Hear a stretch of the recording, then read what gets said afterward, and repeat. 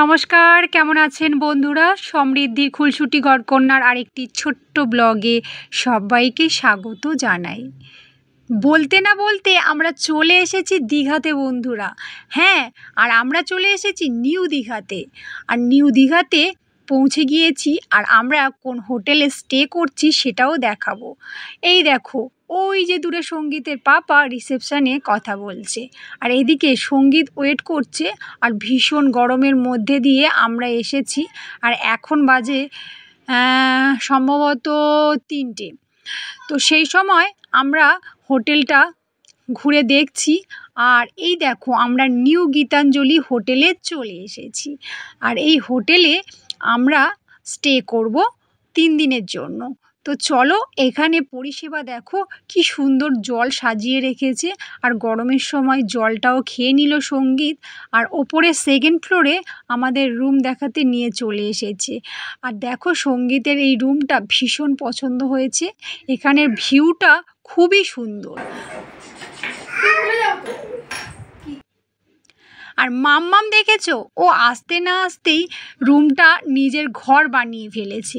দেখেছো, আয়নার সামনে নিজের মুখ দেখছে আর দুষ্টুমি করছে, কোথায় কোন জিনিস আছে।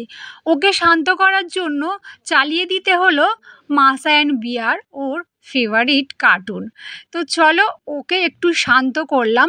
এরপর আমরা একটু ফ্রেশ হয়ে নেব। অনেকটা জার্নি করে এসেছি। 5 ঘন্টা গাড়ি চালানোর পরেই আমরা চলে এসেছি আমাদের গন্তব্যস্থলে নিউ দীঘাতে। তো চলো, পুরো ব্লগটি দেখতে থাকো বন্ধুরা।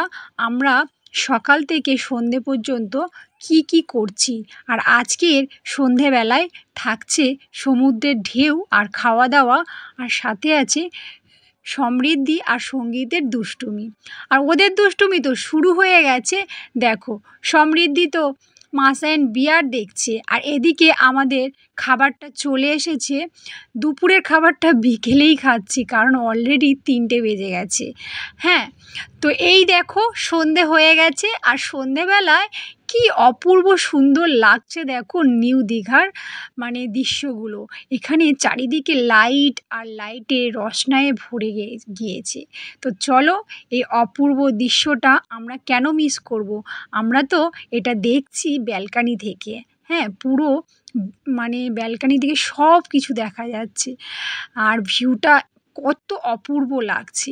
এরপর সাজুগুজু করে নিচে নেমে পড়েছি নিউ গীতাঞ্জলি হোটেলের নিচে। আর এখানে দেখো বন্ধুরা, কি সুন্দর দোলনা আছে, বাচ্চাদের জন্য ছোট্ট পার্ক আছে। আর আমি তো দোলনায় বসে আছি, আর এদিকে সঙ্গীতের পাপা মাম্মামকে নিয়ে এদিক ওদিক দৌড়াদৌড়ি করছে, কারণ মাম্মাম তো একদিকে দাঁড়িয়ে থাকার মেয়ে নয়। আর এদিকে দেখো সঙ্গীত ওর কাজে ব্যস্ত, ও ভীষণ খুশি, কারণ এখানে যে বাচ্চাদের খেলনা আছে, তারপরে স্লিভ আছে, দোলনা আছে, ও সেগুলো চড়ায় ব্যস্ত। আর মাম্মাম শুধু কোন দিকে দৌড়াবে সেটা নিয়ে ব্যস্ত হয়ে আছে। তো চলো বন্ধুরা, আজকে সন্ধেবেলাটা দেখাবো সঙ্গীত সমৃদ্ধির চোখে। আজ সমুদ্রের ঢেউ দেখব আমি আর সঙ্গীতের পাপা। তো এই দেখো, মাম্মাম দোলনাটা একটু চড়ে নিল। এরপরে চারিদিকে দেখছি ব্যাগ আর ব্যাগ, নানা রকমের জিনিসপত্র আর সমুদ্রের জিনিসগুলো দেখছি, আর চারিদিকে ঘুরছি। আর সঙ্গীত তো শুধু সমুদ্র দেখার জন্য ওর মনটা আকুপাকু করছে। তো চলো, ওই যে দূরে সমুদ্র চলে এসেছে, আর ওখানেই আমরা সি বিচের কাছে বসবো। কিন্তু বসার আগে আমরা একটু মাছ ভাজা খাবো না, সেটা কখনো হয়? সমুদ্রের ধারে এসেছি, তো মাছ ভাজা তো খেতেই হবে বন্ধুরা।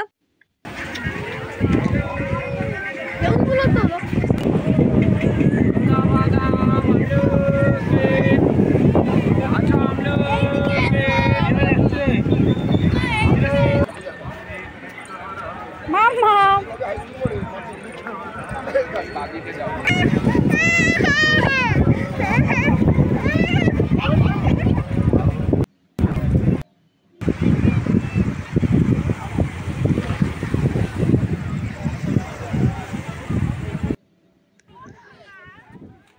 তো দেখছো বন্ধুরা, এত লোকের সমাগম এই গরমের মধ্যেও সবাই নিউ দীঘাতে চলে আসছে আর সমুদ্রে স্নান করতে আমাদের মতো।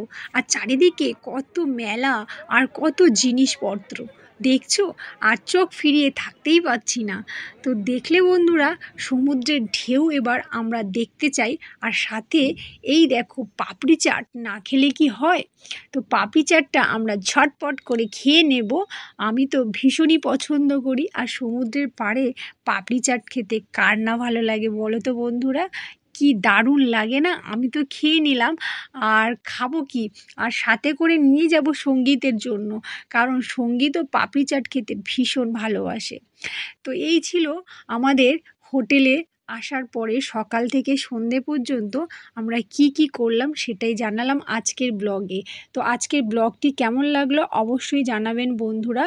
আর দীঘাতে আমরা ভীষণ এনজয় করছি। আর আজকের মতো টাটা বন্ধুরা।